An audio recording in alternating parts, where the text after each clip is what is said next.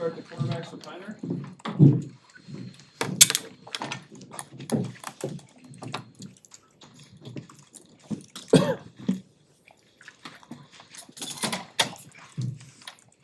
Questions? So what's it been like working with Coach Thomas so far? Yeah, Coach Thomas, I think it's a new approach in some ways, and in other ways, he's been a part of Coach Rhule's staff before, so it's completely the same. Obviously, it's a transition, and those are never seamless, but I think he's really intelligent and has a lot of experience, so I think that'll help all of us. What are some of the new things that he's brought to the table compared to your previous quarterback coaches? Yeah, I think Coach Thomas is more quarterback priority. Working with Matt Ryan, spending a lot of years as a quarterback coach.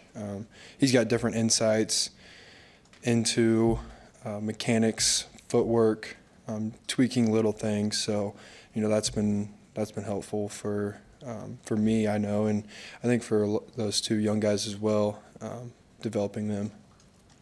I know the room last year was really close to QBs. Obviously, you're starting over with some new guys in there. What's it been like just getting going with that?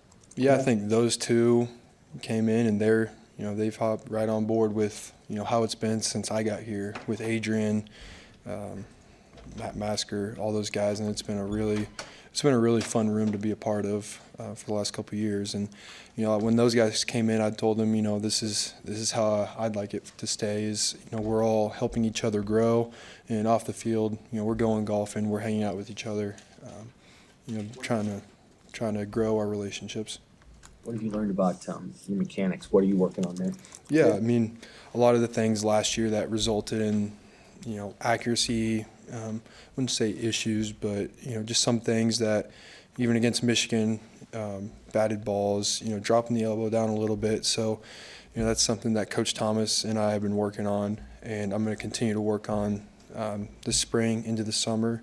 And I think that'll help a lot with, some of those issues that I had last year that hopefully just improve.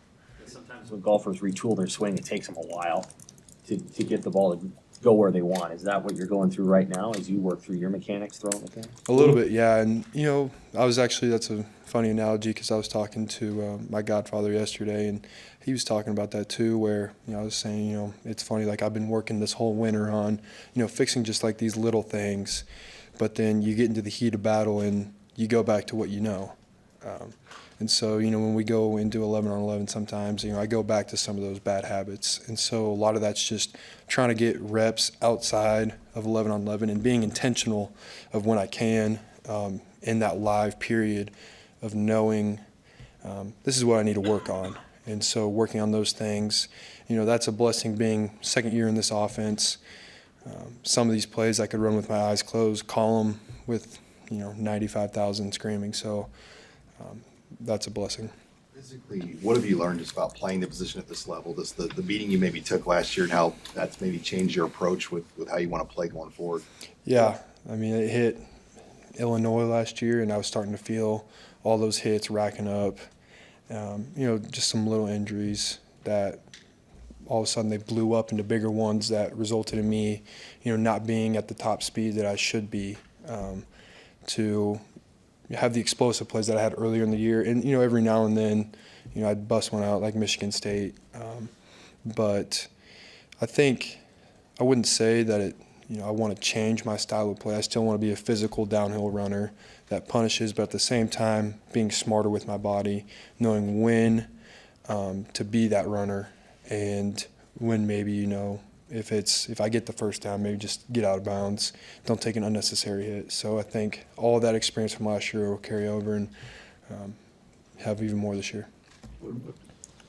What do you think of some of those receivers you're throwing to, Banks and Air being here?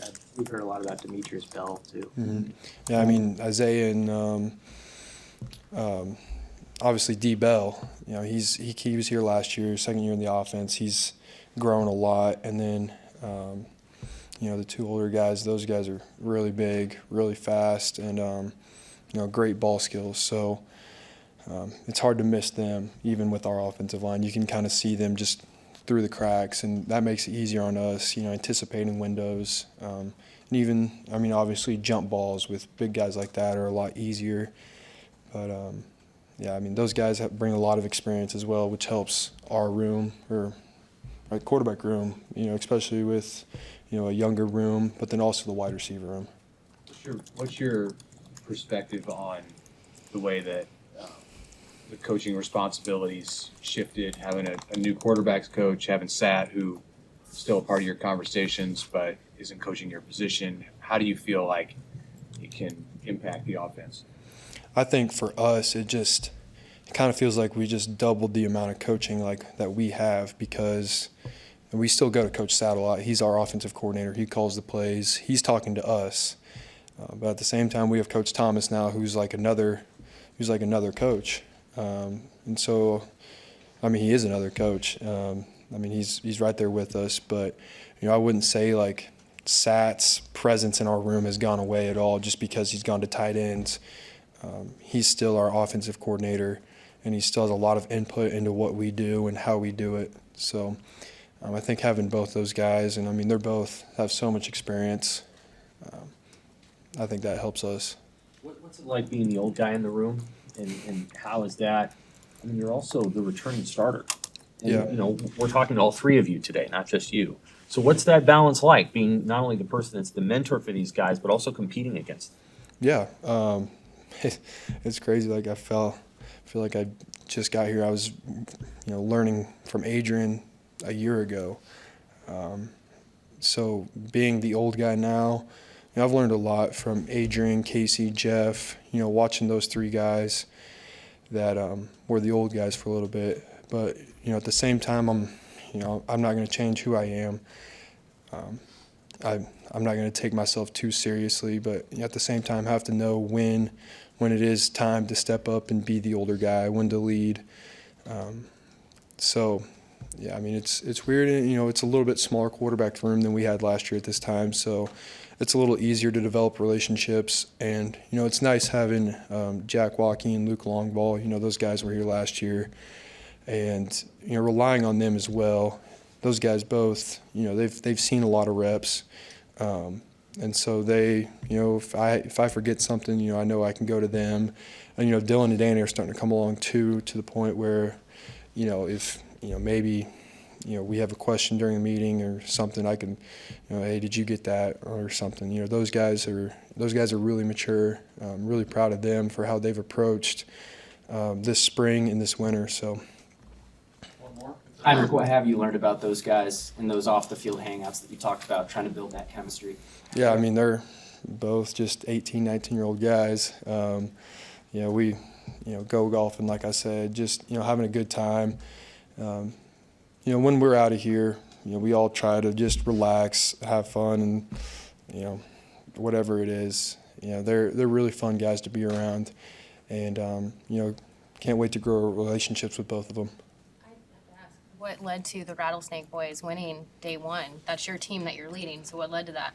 Yeah, so, I mean, the Rattlesnake boys, we've been, it's been complimentary football. It's tough because you don't see your defense because obviously, you're on other fields.